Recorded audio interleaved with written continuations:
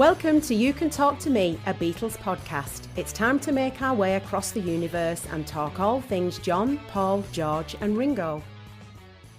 Well, Darin, thank you for joining me on the You Can Talk to Me podcast. Great to finally link up with you. Oh, yes, absolutely. I love your podcast, particularly the one with Bob Geldof. That was amazing. Oh, thank you. It was a little bit of a coup to get that bit of time with him, but I knew there were some great Beatles stories tucked away in there. And he obviously has great reverence for them, and all those interactions with Paul and with George. I think the little story about him jamming with Dave Stewart and George buzzing on the intercom at the entry to the house, "Can we come and play guitars?" And you can hear the boy and the man, when those stories are getting told. And that helped relax me. The more I could see the man underneath the celebrity, it ended up being a terrific chat. So I appreciate hearing that. Oh, I've got to remember that phrase. You can hear the boy in the man. Yeah, it's sometimes if you pay attention, the boy's never too far away, particularly when he gets excited about things. That never goes away.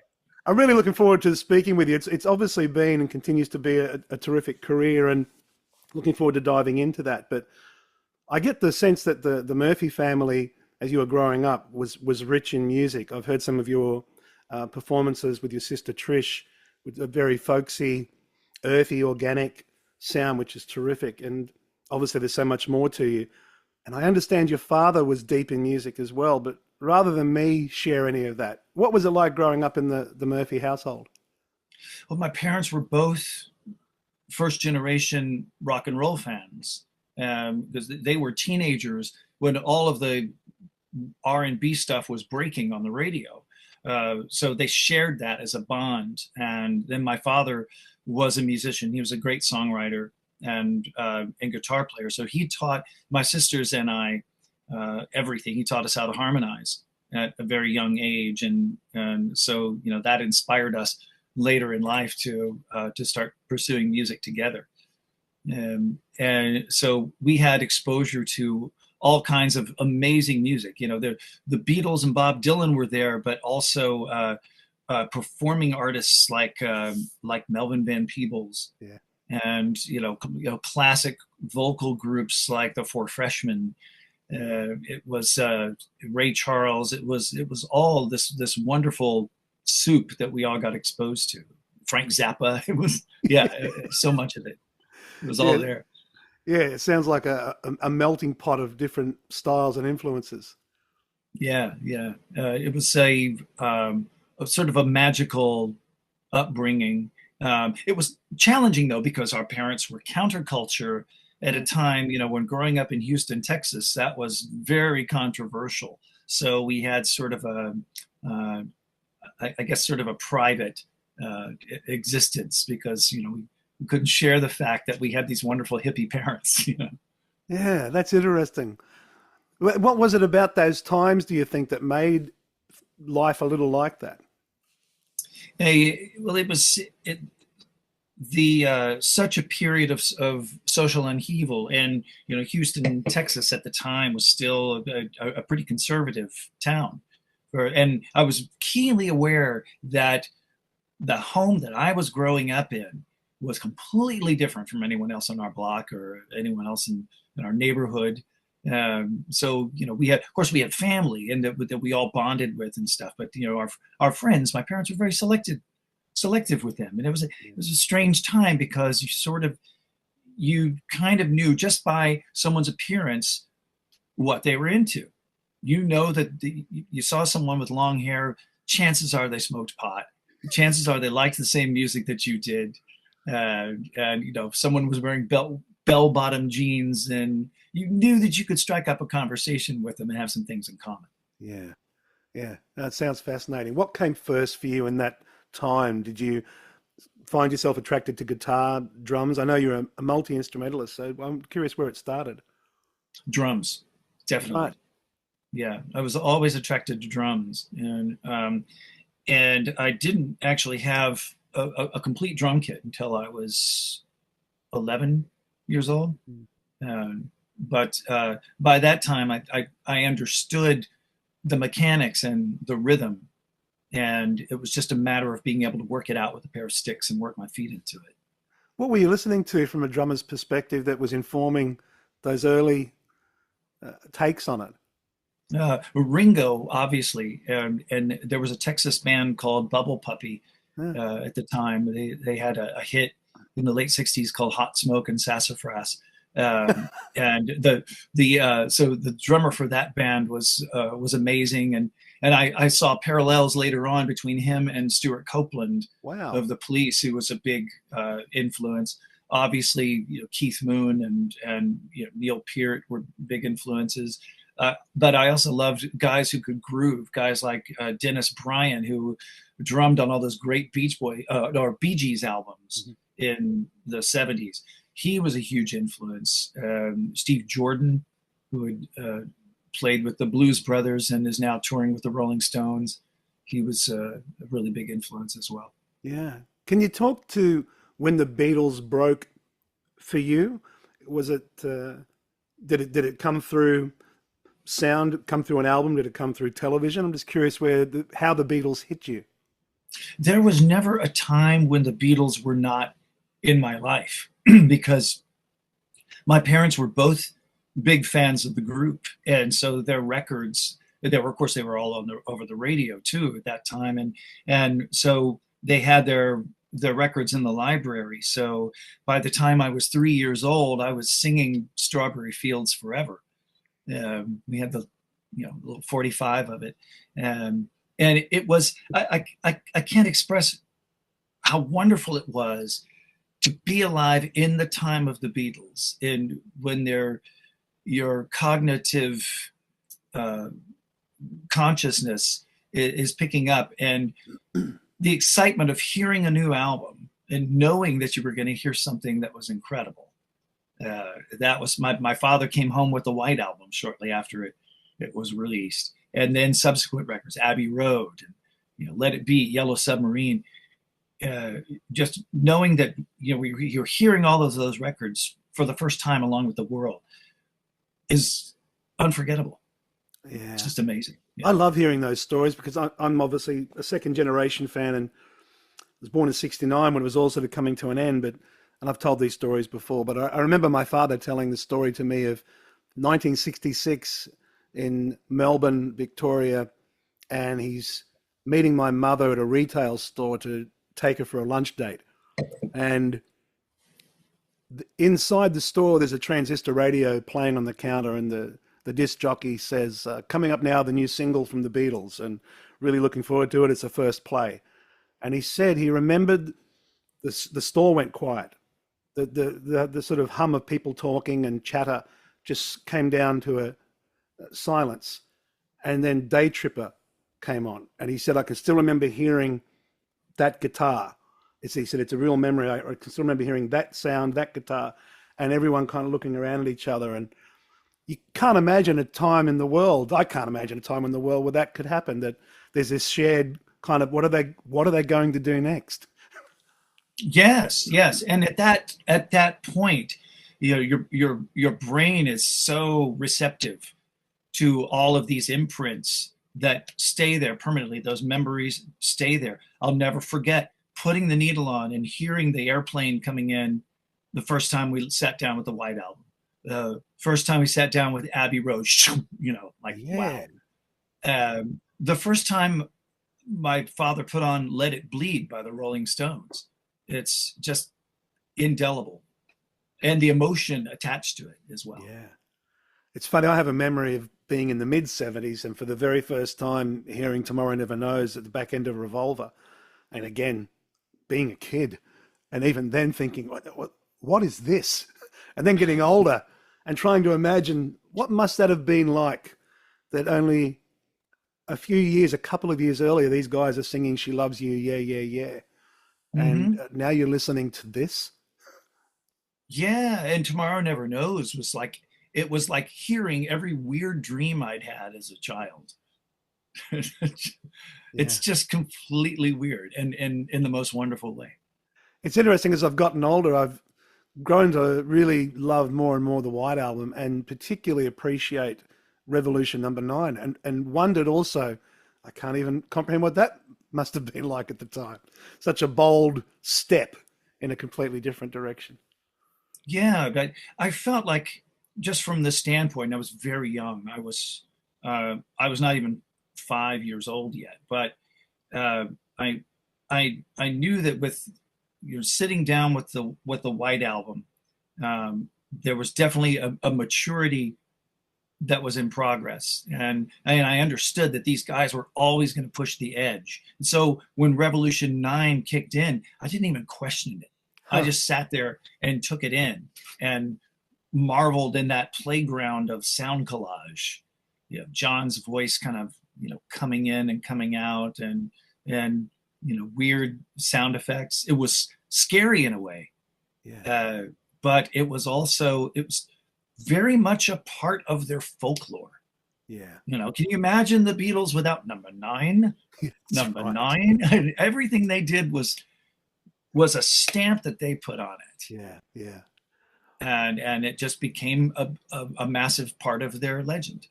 Do you have a memory in your mind of when you decided, I'm going to have a life in music?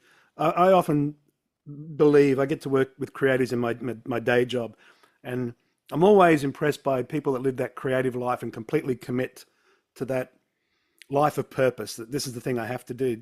Did you have a memory of when it hit you that I'm going to put everything into this? Wow. That's a good question, because I had not had my mind set on performing music. I had always done it for fun, because I planned to I wanted to be a DJ. Yeah. When I was in high school, I wanted to go to college and study communications and get work and I did perform for years. I was a club DJ, and that was kind of how my music career started, was playing records and learning the art of music programming and beat mixing and all of that. But when I started spinning in a club that featured live acts, that was when I started really getting the bug. I saw the energy that was created on that stage every night, and was like, all right, I can't not be a part of this anymore.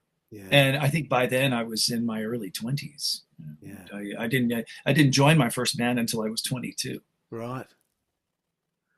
Yeah, no, it's amazing. I'm always keen to hear those stories about where the spark comes from, because I remember talking to my father about wanting to have a creative life of some kind, and him telling me it's an uncertain path. There's no guarantees. And I remember saying to him as a teenager, but isn't that the same for any path? Isn't any path going to be uncertain? Whichever one you pick, I'm just curious. I want to go through this list of names. Some of the people you've collaborated with is really impressive. Joey Mollen, no less, Micky Dolenz, Robin Zander, Todd Rundgren. There's a terrific clip you shared with me playing with Christopher Cross, the two of us. Beautiful performance. There's obviously a number of moments there that must have been perhaps pinch me moments for you as well. Particularly when you're playing with someone like a Denny Laine. Could you maybe take us through some of those highlights where you've had these musical counterparts and these experiences, and how they came about, what they meant to you? Sure. As I mentioned before, that so many of these things that have happened to me came from these little 4-track demos that I made at home, where I was just learning the recording process. And one of the ways I did that was I was making these Beatles covers, and I was trying to see how close I could get to the records, playing and singing everything myself. And so those recordings kind of were circulating, and Christopher Cross and I had a mutual friend named Randy Miller, who had actually produced the first album that Trish and I did together. And he said, well, you need to send those to Christopher Cross, because he's looking for someone to join his next Beatles tour. And so he heard those, and then next thing I knew, he called me and said, yeah, I'd love for you to be a part of this. So that was great. That was something I'd never had imagined myself doing in a million years, even though I've always loved the guy's music. And so suddenly I find myself in this this amazing sort of wonderland with all of these people that I've grown up with, and then the tour that we did with Denny Laine was pretty interesting because we were sort of beside each other on stage. He'd come back and get on the keyboards, and he would play "Go Now," and I would stand next to him and play guitar and sing backup. And he was pretty frail by this time. He died shortly after that tour that we did. But when he sat down and started singing "Go Now," 40 years just fell off. I saw the boy in the man. There you go. And it was amazing. That was my favorite moment. Every single show that we Great played, stuff. that was the highlight. Yeah, incredible. Do you have memories of conversations with Denny? Was he a bit of a raconteur? Or was he a little more reserved about his life with Wings? At first, he was, yeah, because he's not the most trusting fellow in the world. But what broke the ice for me was that I told him how much I'd liked his song again and again and again. Yeah. From Back to the Egg. Back to the Egg. And he said, "Oh man, I'm really impressed that you know that one, mate." Yeah. And that just opened up the floodgates. Because I was interested in him and his work, and so at that point the stories really came flowing. He told me all about how he got involved in Wings, but also how he got the Back to the Egg group involved in Wings, and he told me a story about being in the studio with Paul the day after John Lennon was shot, and they had gone in to listen to some tracks they'd work on. The album that became Tug of War was originally intended to be the next Wings album. He was actually talking about getting Wings back together. So Denny was in there working with him. And of course that wasn't to be, but he said it was obviously a very, somber atmosphere. And he recalled Paul saying to him, that's the last time I fall out with someone and not square up with them. Because I'm sure that there was so much that Paul wished he had been able to say to John. And thought he probably would have that opportunity, but of course that wasn't to be. Yeah, that's powerful. How was your experience with Micky Dolenz? I imagine, was there a lightness with Micky? Oh yeah. Micky is like the greatest uncle that you could have. He bought me several shots of Bond 14 Scotch. So we sat at a couple of bars and just had a wonderful time. And he was very interested in me because he knew that I had come from a theater background and done some work on Broadway, and we had a mutual friend who was a New York Broadway actor. So we were able to kind of connect on that level. But such a wonderful guy. In fact, I'm actually going to do a few shows with him next month. I'm going to fill in on keyboards for a handful of his appearances up in the Northeast of the U.S. Yeah, that's so I'm really excited. Really looking forward to that. To go back a few steps, if people wanted to find those Beatles recordings that kind of lit a fire there for some of those opportunities, it's the Fab Forgeries, right? Yes, that's what I've called them. And there is there's a SoundCloud link. I used to have them on my website, but there's now a SoundCloud link that's accessible to anyone at any time. Terrific. And is that easy to find? It should be. I think if everyone has if people have the links, then they can find it. You could probably just do a search on SoundCloud for Darin Murphy, and I'm sure it'll pop up. Perfect. I highly recommend fans do that. They're jaw-droppingly good, and I played it through a couple of times because it's so eerily close. You must have been very proud of them, and obviously that's what I guess Chris heard as well. Yeah, it was certainly a lot of fun, and they got a heck of a reputation around Austin because I'd start running into other musicians, and they said, "Hey, man, I heard about those Beatle things you did. I want to hear them." Yeah. Yeah, it was cool, and it was for me. It was not just the love of the music; it was the education that I got from it. Yes. Because I learned so much from listening to the original records and picking them apart, and learning about mic placement and the finger skills of punching in, all of those little things, how to use the mic, how to sing into the mic.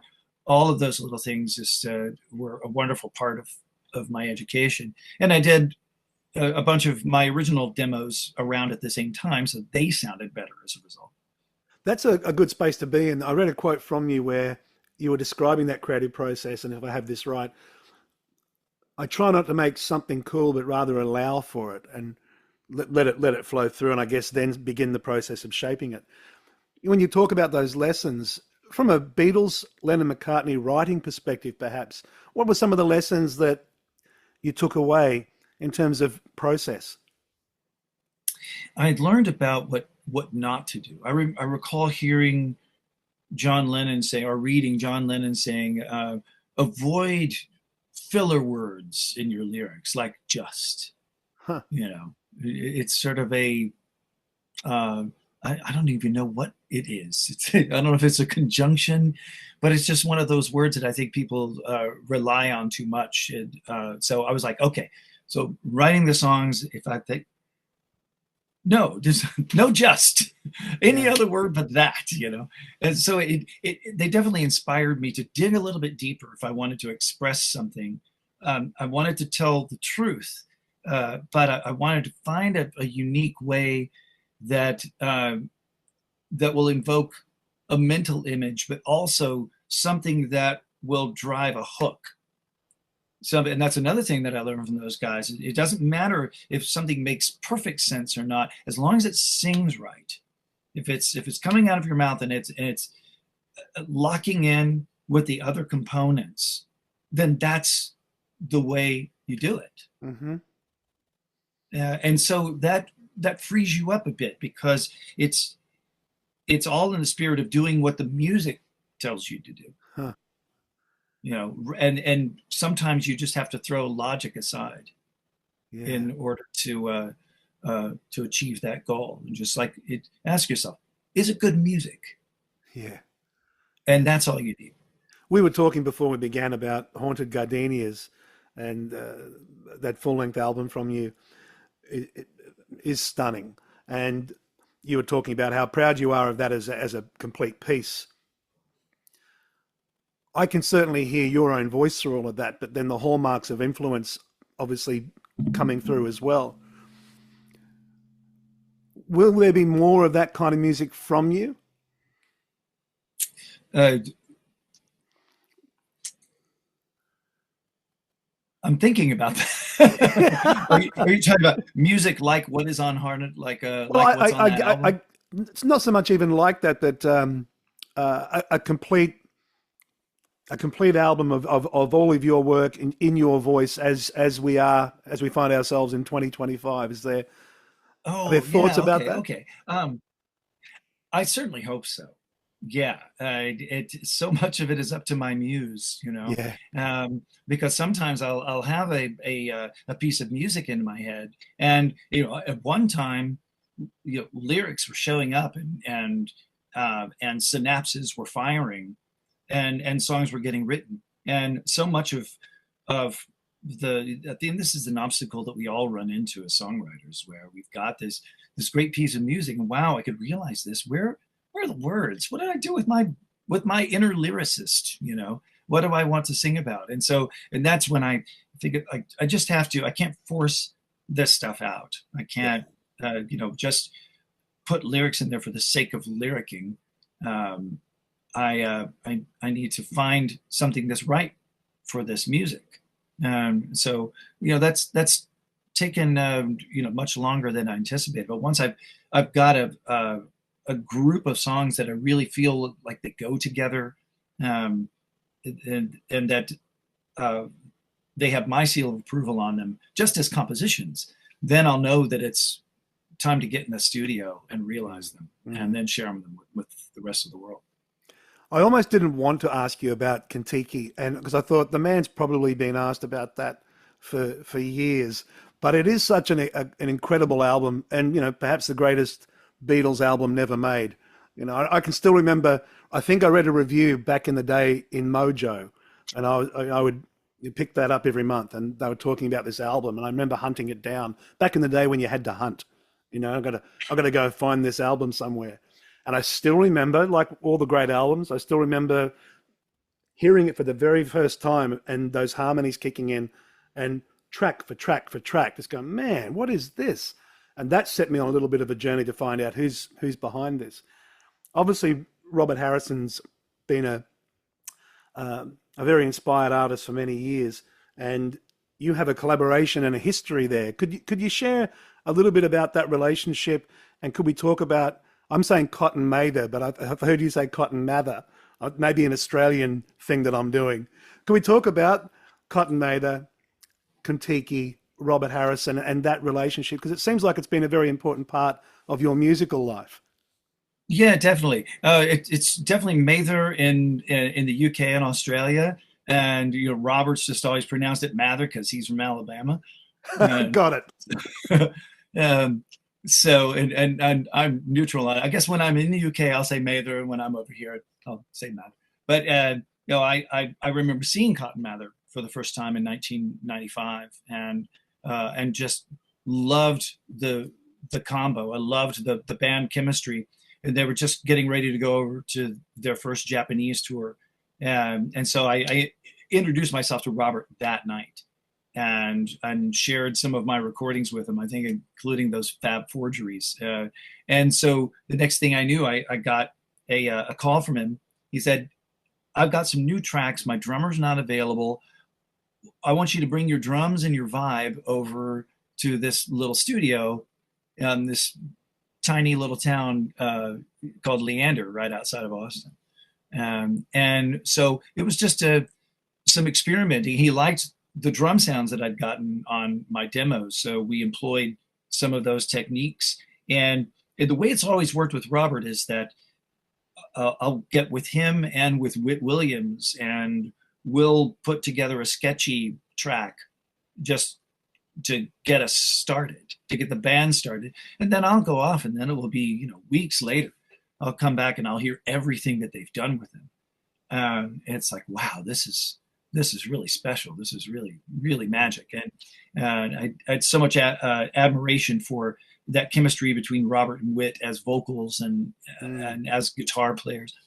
And so when the final album came out, I'd only played on a handful of tracks. So I was really, really pleasantly surprised to hear the whole project. I think I was just as enchanted by it as Noel and Liam Gallagher and you and everyone else who heard that record. Yeah, I remember the Gallaghers were really singing its praises at the time, weren't they? Yeah, definitely. And in fact, the album that Noel Gallagher put out a couple of years ago with his High Flying Birds, there's definitely a Cotton Mather nod in that record. I'll dig in. If you listen carefully, you're like, oh yeah, I hear that. I'll dig in. I was watching recently on YouTube, and you'll correct me if I've got this wrong, but it was yourself and Robert, almost like one of those tiny desk performances, kind of on acoustics, and doing some of his material. But the harmonies, when you guys vocally kick in together, I thought were just beautiful. Oh, thank you. I'm not sure which show that was. That you saw. I'll find the link and send it across. So maybe it's a little reminder for you. It's maybe 8 or 10 minutes long. I did a bit of a deep dive, and it's just a single shot, and it's the two of you on acoustics. It seems very impromptu, but it's a wonderful 8 to 10 minutes, and the blend of those vocals are just something else. Oh, that's terrific. We did do a couple of live streams from my house during the pandemic, right? And that was the only way of getting our music out, was to to set up and get a used my little home studio to get the best sound mix that we could get. Yeah. And then just put it out there. So we Yeah. did that a couple of times, and I did it with some other projects as well. I did some of my own. Yeah, right. But no, I'm glad you like that. I had high hopes because I'm such a big fan of the Cotton Mather vocals. And it's like, well, the Robert and Darin chemistry is going to be different, but hopefully it can be as good. Yeah, absolutely wonderful. Can we talk about your time as, you also have a life as an actor, I've seen, and on Broadway for some time in Lennon the Musical. That must have been an experience for you. Would you mind? I know you've shared this many times, but it's kind of a singular story, and it's a fascinating one. Can you tell us about how that came about and what that experience was like for you?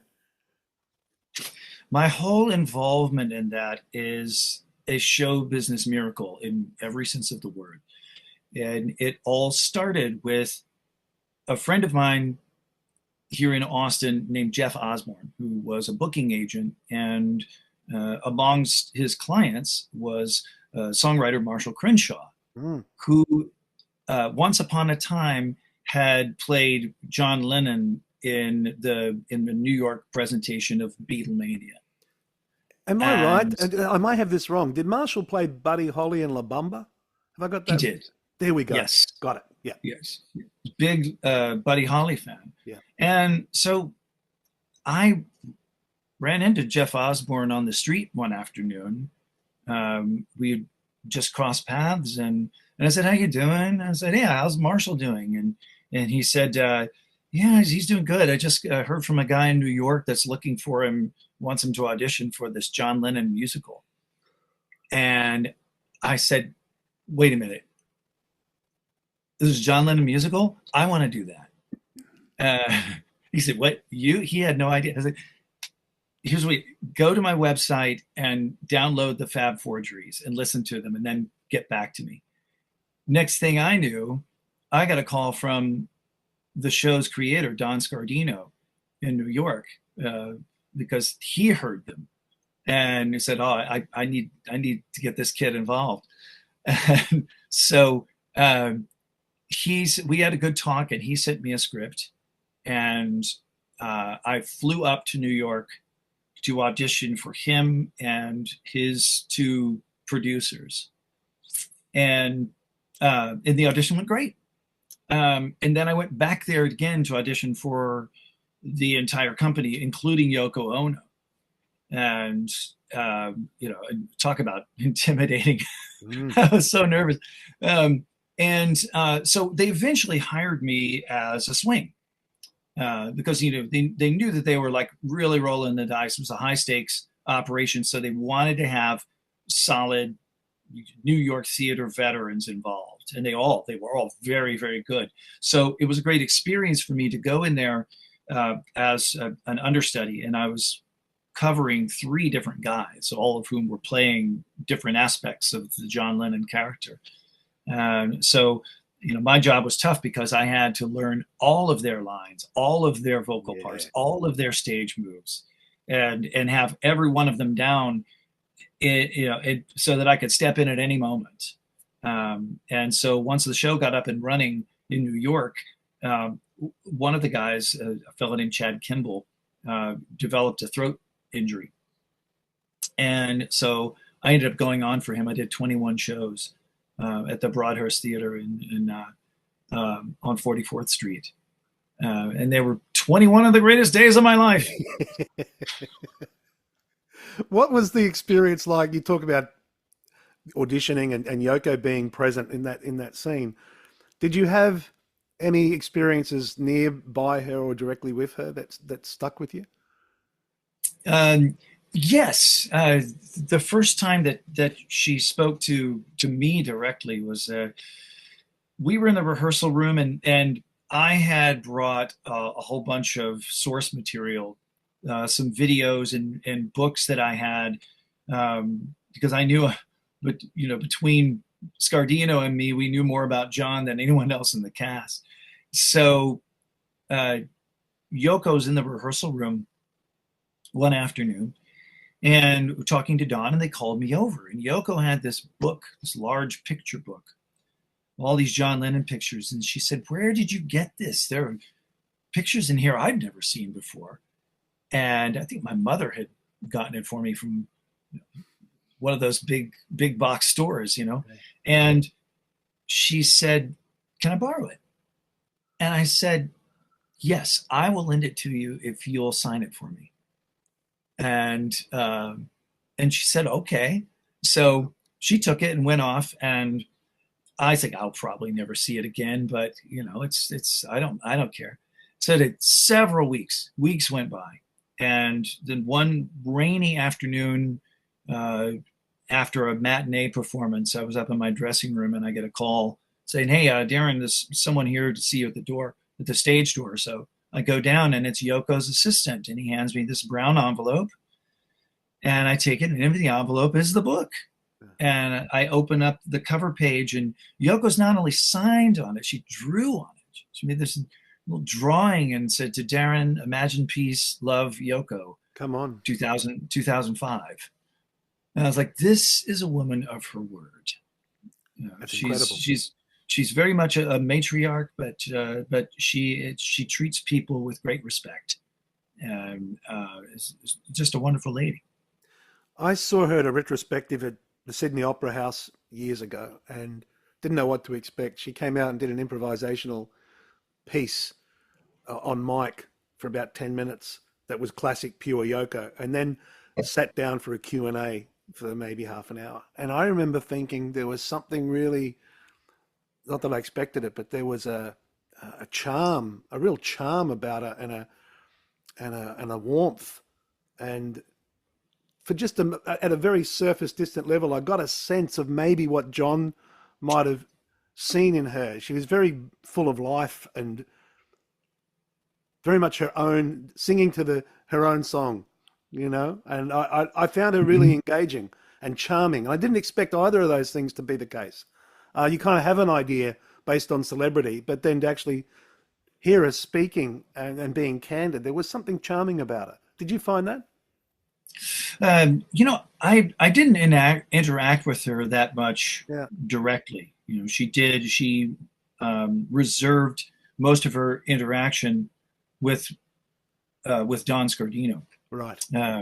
But she was always very nice, and she attended at least half of the shows that we performed. She had so much emotional investment into this particular show, and I think it was very cathartic for her, because it was something that she and John had talked about when he was alive, putting together a musical of, I think they wanted to call it The Ballad of John and Yoko or something like that. So in many ways, it was her realizing, that thing that they had talked about. And so, she interacted with the audience too. She would sit with the audience and laugh with them and cry with them and dance with them. People would get up at the end and be dancing. My father came to see me in one of the shows that I did, and he and Yoko were right next to each other, just dancing in the aisles. Come on. What a memory. Right. Yeah. That's fantastic. What did that experience do for you with your recognition of Lennon, perhaps your understanding of him, your sense of him? It definitely I got to know him as a human being a lot better, and just experiencing John Lennon in that context was something that it's very hard to describe because everything that was happening at that time was so magical. There were things that were happening that just never happened in the Broadway business or in show business in general. And I was like, there are forces at work here that are very, very powerful. And it felt very often like we were in the direct influence of the spirit of John. And when I was preparing for my audition, I got to spend a couple of hours with Bob Gruen. Yeah, who was the Lennon's friend and photographer. And he sat and told stories about those two interacting together, and that really helped. That helped for me to get to know the man and to get into that mindset so that I could bring something unique to the table. Yeah. I think those experiences were something that other cast members didn't have, and I think that was what justified me being there, despite the fact that I had no street cred as a performer. I was an indie pop musician out of Austin that just they'd come out of nowhere, but somehow it fit. There's a theme, I think, when I listen to you speak in the little bit of time that we've had of fearlessness. You know, the idea of I'm going to live a creative life. I'm going to make this thing happen. The call from Chris Cross. I mean, you could have retreated from that and thought, oh, sure, let's see what this does. And then that takes you somewhere. The call, the opportunity with Broadway, the very idea that you would say, I want to have an audition. I want to jump ahead, and there's your father dancing in the aisles with Yoko Ono, and you're on stage honoring Lennon. That's a theme of fearlessness, I think. And I think the creative life is best lived with that idea of fearlessness. So it's a wonderful sort of thing I think you've had going on in your life musically. I don't know if you sense that yourself. I find that it works when you know what you want. Yeah. When you see something that you want and it is so clear, then it makes it so much more tangible, and you're allowed to use your creative visualization to manifest that. One of the ways it worked for me is I found out, this was before I was auditioning for the show at the time, but I found out that Neil Innes from the Ruttles and Monty Python was on tour, and he was coming to Austin. Yeah. And so I called the venue he was performing at, because I was to see if he had an opening act, and they said, no, in fact, we had you in mind. Why don't you open? Come on. Great. So I went there, and we were both in the radio station that morning at the same time doing promo for the show. And then I went in to do sound check, and I had this fantasy that I built up in my head that I would be doing my sound check, and I'd be fiddling around with Ruddle songs during my sound check, and he would hear and invite me to come and sing Ruddle songs with him on stage. And it turns out that's exactly what happened. Wow. I got off and finished my sound check, and he said,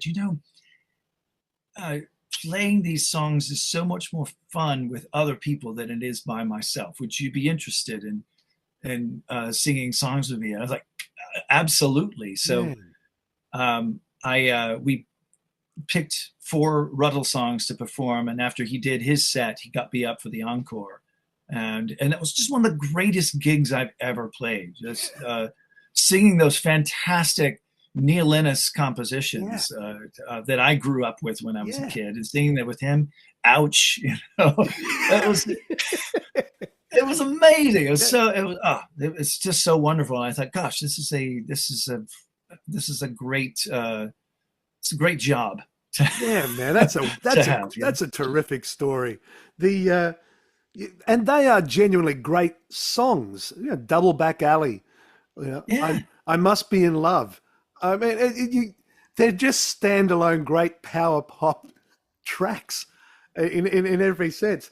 But I love how you're talking about that manifestation, and you're making that call. Have you got an opening act? I tell my kids there's 2 roads to walk down. There's the path of purpose or the path of obligation. And each one is filled with obstacles. And you won't have the enthusiasm to push through the obstacles on the path of obligation, because it'll weaken you. Because there'll be a part of you that knows, I really don't want to be on this road. So you're better to pick the path of purpose, and then find the energy and the enthusiasm to push through the obstacles, and try and keep it simple. It's 2 roads. Which one do you want to be on? And you seem to embody that very idea there with the, I'll make the call. What will happen? Like you said, what do I want to do? What's the purpose? Yeah, and the purpose, because the purpose has the clarity to it that obligation does not. Oh, perfect. I'm going to take that too. That's great. You seem to love collaboration, and that seems to be a big theme in your musical life as well, even to this day. Am I right? Are you currently doing some David Byrne orientated shows? Have I got that correct or not? Yes. There's an Austin-based group called Heartburn, that has been around for a long time, and they have a really good reputation and following.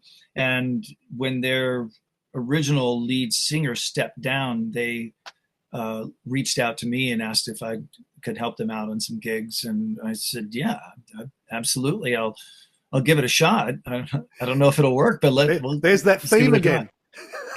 Yeah. But once I dug into the material, I was like, "Oh yeah, purpose. This is very clear. I can do this, and it's going to be fun." So yeah, in fact, we're playing tomorrow night. That's really wonderful. Looking forward to it. Sounds like Austin got a fresh haircut. Yeah, nice. It works. Austin's obviously to this day just a really alive music scene in itself, isn't it? Yeah, it is, and it's as long as I've been here, there's so many. There are faces that have been here for a long time that I still work with. Everyone in the group Skyrocket, it's a group that I have with Trish and 5 other of my very close friends. We've all been on the Austin scene for years as original performers, and we get together to geek out on 70s and 80s stuff and make pretty decent money doing it too. Yeah. So there's that, and I have a good friend named Ben Jones who came over here from Kent, England, and he's part of a duo called Beetroot Revival that's incredible. But he collaborates with so many people, and we put on a series of shows as the Pepperland Players, where we'll work up a couple of albums, and we'll do one show and then move over to the next one. And the next one we have coming up in October is Lennon versus McCartney, Imagine and Ram. So we're doing both of those albums. Great idea. Yeah, very cool. There's just 3 last questions, and I want to thank you for all the time you've given me. If you had to call it, and I know it can change on any given day, the Beatles album you just find yourself going back to, doesn't necessarily have to be the greatest album, but what's the one you find yourself, I just tend to go back to this one more often than not? Oh, wow. I really have to, Help aside, the 60th anniversary of Help, so we got to give a shout out of that. Yeah. Help is my all-time favorite Beatles track. Yeah. But as far as like an album that I keep going back to and I keep getting satisfaction from, Beatles for Sale. Don't hear that often. It is. Yeah. It's a brilliant record and a groundbreaking record. I think they single-handedly invented the alt country genre with that album. Because nobody thought of the greatest pop group in the world coming at you with these country songs, and country flavored songs, and also just from the vocal harmonies, it is the strongest Lennon and McCartney record ever made. There we go. The chemistry on No Reply, I'm a Loser, Babies in Black. I can go on and on. It's such a strong vocal album, and it just has a really great feel. It's well recorded, a terrific feel. So I always keep going back to it. I don't often hear that one. That's great to hear, and the way you've described the richness in that album is terrific. It gives me something to think about too. I can still remember hearing No Reply for the first time as an opener track, and getting tingles down my spine on that middle 8 shift. I can still remember the feeling of tingles when that lifts in that middle 8 and Paul's harmony kicks in on top of John. Just oh man, listen to that, and they never repeat it again. You get that moment, and then it's gone. It's not coming back.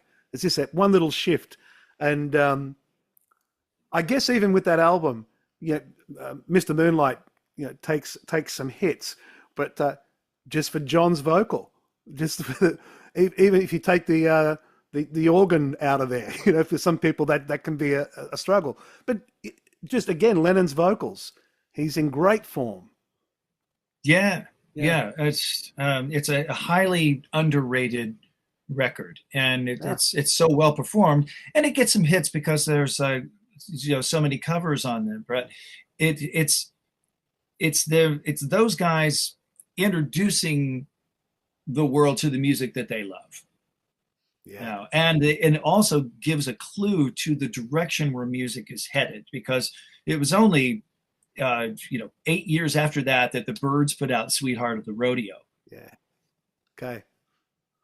Yeah, that's a terrific, insightful take on that album. You'll send me back to it. I'm going to ask you, when you look at John's solo work, we didn't get long with John, so I know there's not much there. But what's the solo album from Lennon that you would say stands out for you? Mind Games. There you go. Yeah. Yeah. The first time that John Lennon produced an album by himself, and the vocal work, the engineering, the instrumental work, it's just a fantastic record. And I ended up doing one or two songs off of that in my audition for the Lennon musical. So I have a very personal connection to that. It's what did you think of the re-release and the remix? Did you Sean's project with it? How did you find it? Oh, incredible, isn't it? Yeah, so much amazing insight. Jim Keltner never ceases to amaze me as a drummer. Yeah, he has so much depth, and a lot of times it's what you don't hear on a track that adds to the magic. But just him wide open and all those little subtle things that he does. He's a magician on the drums, and continues to be. Yeah, he's one of the goats. I think I have it right. Is it Dave Spinoza on guitar for the solo and a simisen? That I'm sure that's the player. I still say it's the greatest guitar solo on any solo Beatles recording. Oh, I think so. I don't know for a fact, but I trust you. Yeah, I think I have that right. But that solo is, and I think in the remix it just breathes. Everything's got a bit of air around it. It seems to sort of breathe as a release. Now, is that him doing the acoustic guitar work on Out the Blue? I don't know. That's a brilliant piece of work. I know it's not John. Yeah, there's a stripped version on there that I think it might have been the Elements mix, where it's just the piano and John's vocal, and it's like rediscovering that song all over again. And through a set of cans, Lennon's voice is right there on the ears. Just amazing, and it's like kind of blowing dust off that original recording a little bit, and there's a lot of richness in there. Yeah, One Day at a Time, still one of the sweetest songs that anyone has ever made, let alone John Lennon. It's been a real pleasure to sit and speak with you, Darin, and I want to thank you for making time, because I'm a fan of your work, and I was really looking forward to this conversation. If people wanted to find you, where's the best place to discover the sounds of Darin Murphy? You can keep up with me on social media. I am on Facebook and Instagram and Threads and Blue Sky as well. I'm always putting little clips and stuff, little clips of me performing here and there, including with Heartburn on my social media pages. So you can go and find me. It's Darin is spelled with one R and an I. Just do a search, and I should be pretty easy to find. It's been a real honor for me to sit and speak with you, buddy. Thank you for being so open and so sharing. It's obviously a musical life that's still in motion. It's been an incredible journey so far. Oh, it's been a great pleasure, Mike. Thanks for having me here. Thank you, sir. We hope you enjoyed the show.